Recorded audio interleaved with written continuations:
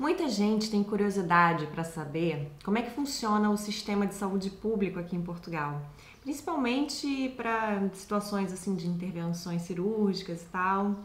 E o André passou por uma na semana passada e a gente vai contar um pouquinho sobre isso para vocês.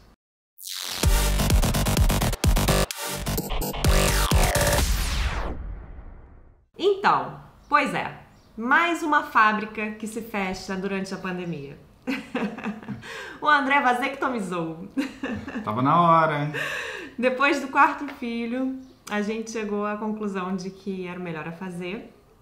Não correr riscos, né? Apesar que colocaram lá no Instagram que a gente ainda corre o risco, mas eu vou me certificar para que isso não aconteça, né? E aí, ele fez esse procedimento no público, né, na rede pública aqui de Portugal. Tudo começou logo depois que nosso filho nasceu, a gente foi à consulta da médica da família, né, o meu retorno. E aí eu manifestei para ela essa vontade que a gente tinha aqui de realizar a vasectomia. E ela encaminhou, ela fez uns exames, né, te pediu uns exames. Sim. E te encaminhou para uma urologista? Sim, foi. Aí demorou um tempo e tal, não ligaram, não marcaram, mas quando a gente voltou na médica a gente falou de novo e aí marcaram uma consulta para ele em fevereiro. Para fevereiro. Nosso filho nasceu em julho, a gente deve ter conversado com ela lá para agosto, setembro e a consulta dele foi marcada para fevereiro. Só que aí ela já marcou o procedimento assim para 2 semanas depois. Sim, foi. Eles marcam geralmente para uma turma, né? Como chamam aqui, uma malta, e para no mesmo dia eles fazerem essas várias intervenções, essas várias cirurgias, até porque é uma cirurgia relativamente rápida. E aí a cirurgia dele foi marcada exatamente para o dia 15 de março, que foi o dia que começou o estado de emergência em Portugal. Então, 3 dias antes foi cancelado e aí a gente teve que esperar passar toda essa situação aqui. Não falaram a data que seria próxima, assim, não programaram nada porque não tinham como saber quanto tempo que demoraria. E aí foi muito simples, assim, há 2 semanas te ligaram, né? Há 2 semanas me ligaram. O que a gente queria deixar bem claro aqui, que foi a minha experiência, a nossa experiência com esse tipo de atendimento. Eu vou, assim, partilhar um pouquinho com vocês como que foi o passo a passo de lá para vocês entenderem, né? Bom, foi indicado que a Bia ou qualquer outra pessoa da família fosse me acompanhar. Eu não poderia ir para lá sem ter um acompanhante que me aguardasse na saída, tá? Pode ser que as pessoas se sintam mal depois um pouco ou não consigam ter uma desenvoltura para andar, forçar ali quem vai dirigir vai ter um problema para dirigir. Não pode dirigir. Não pode dirigir. Então, uma das recomendações. No mesmo dia, né? Então, essa cirurgia também é bom falar e até agradecer toda a equipe do Hospital de Espinho, que foi excelente na minha experiência, foram top, agradeço por todo esse atendimento e da forma como foi feita. Chegamos lá, a gente foi à primeira recepção e a recepção a gente falou que tínhamos uma cirurgia e a pessoa só perguntou qual era o horário e eu falei o horário, que era 13h30, e ela falou, pode aguardar que vão chamar.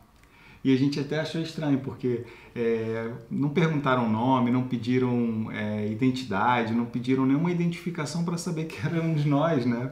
Somente que, se você foi lá e tinha uma marcação, é porque era para você estar lá.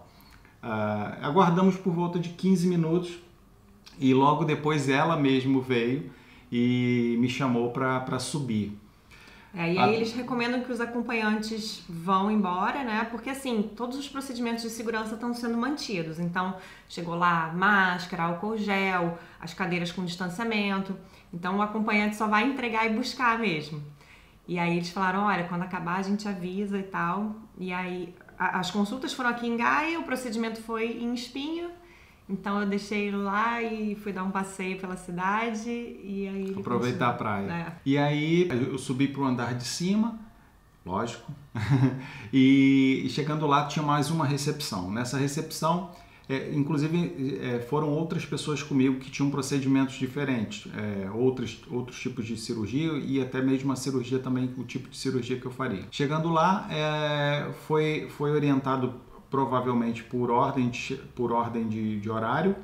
Eu aguardei mais uns 30 minutos, não, na verdade tinha uma pessoa à minha frente que faria o mesmo procedimento e essa pessoa demorou, o procedimento dela levou umas 2 horas. Mas com isso fez com que eu demorasse um pouco mais o meu atendimento final.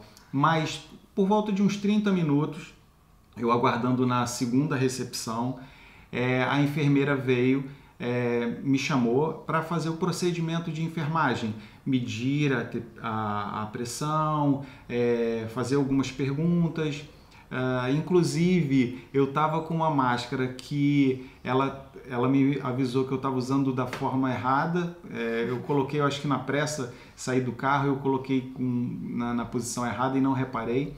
Aí ela foi e trocou a minha máscara, me deu uma nova, e aí perguntou algumas coisas, idade, se tinha aquelas perguntas básicas, e pronto. Dali eu já fui para uma outra sala.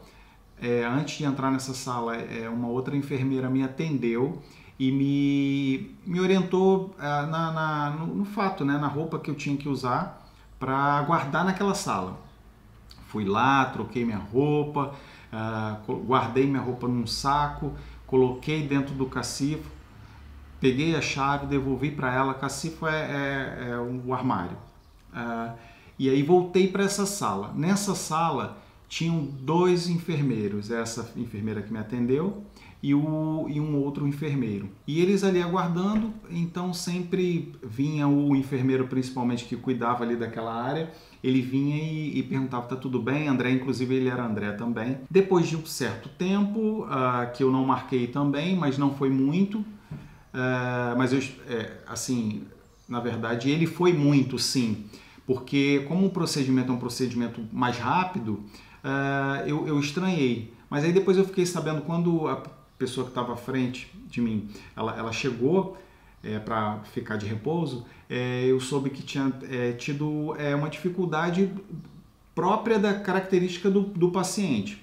Ok, então eu fui, a enfermeira veio, me perguntou meu nome, se estava tudo bem, e eu fui para a área de cirurgia. Quando eu cheguei na área de cirurgia, no centro cirúrgico, na sala onde aconteceria a cirurgia, eu fiquei assim impressionado, porque assim era uma sala enorme, uma sala muito grande e uma sala que era comparada a salas assim como eu falei, a minha referência, aos portugueses que estão aí, que vão comentar, que talvez possam comentar que não é tão bom e tal, mas a minha referência é a referência do Brasil. Então, gente, eram comparáveis ao sistema privado e de alta qualidade do Brasil. E quando eu cheguei, eu olhei aquilo tudo, eu falei, nossa, né?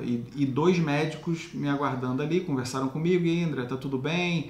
A gente vai fazer um procedimento, o procedimento é muito rápido, eu vou fazer assim e tal. E as enfermeiras também que estavam lá, super atenciosas, foram sempre cordiais comigo. O médico explicou como é que seria. Gente, foram 20, eu não contei assim, mas assim, eu na minha mente, eu calculei assim uns 20 minutos no máximo. Quando eu me dei conta, ele já tinha terminado um lado, né, que ele faz uma cirurgia em cada lado, e ele já tinha terminado junto com a outra médica, já tinha terminado um lado e passou para o outro lado, e rapidamente terminaram o procedimento. Eu saí de lá me sentindo super bem, não parecia que eu tinha feito uma cirurgia, e aí fui para a área de repouso, que é a área onde eu inicialmente fiquei lá esperando para ser chamado para a cirurgia.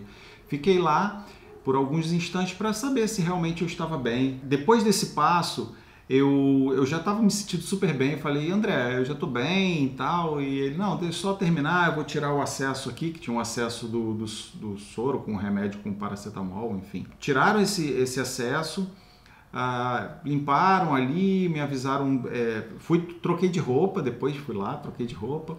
E depois a primeira enfermeira que me atendeu, ela me recebeu numa sala e falou, olha, aqui tem um lanche para você, vai comer primeiro.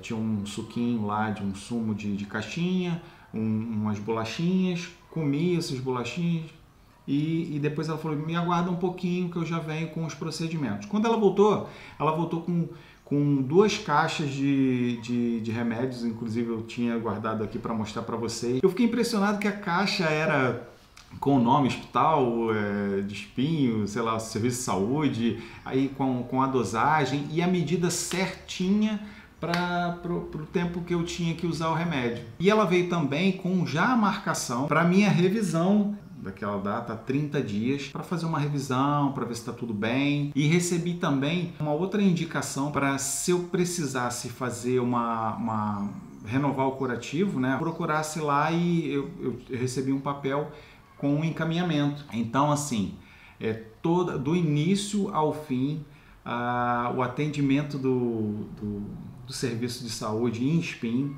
foi top. Falar também que 2 dias antes ele teve que fazer o teste do Covid. Ah, bem lembrado, bem lembrado. Eu não poderia fazer, assim, não poderia deixar de apresentar ou ter a resposta do Covid. Então, quando eu cheguei lá, já tinha a resposta lá com eles, eu não recebi nenhum tipo... Recebi por mensagem. Recebi por mensagem, olha que interessante, avisando que o meu exame tinha dado negativo. E agora eu vou ter que retornar lá para fazer a revisão. Além, né, a Bia ter divulgado para Deus e o mundo que eu tinha feito a vasectomia. Eu falei numa live. Numa live. E é isso, essa foi a nossa experiência, a do André dessa vez, né? Eu já tinha tido a minha experiência do parto. Então, a gente está contando para vocês porque a gente sabe que muita gente tem curiosidade, quer saber como é que é. E espero que tenha sido útil para vocês. E agora vocês vão ficar com o nosso momento jabá. Vão conhecer o trabalho de uma psicóloga que está fazendo essa conexão Brasil-Portugal. Olá, Bia e André. Sou Marta Fonseca, psicóloga brasileira. Moro atualmente em Brasília, mas a partir de setembro estarei em Porto para fazer meu doutorado em Portugal, em psicologia.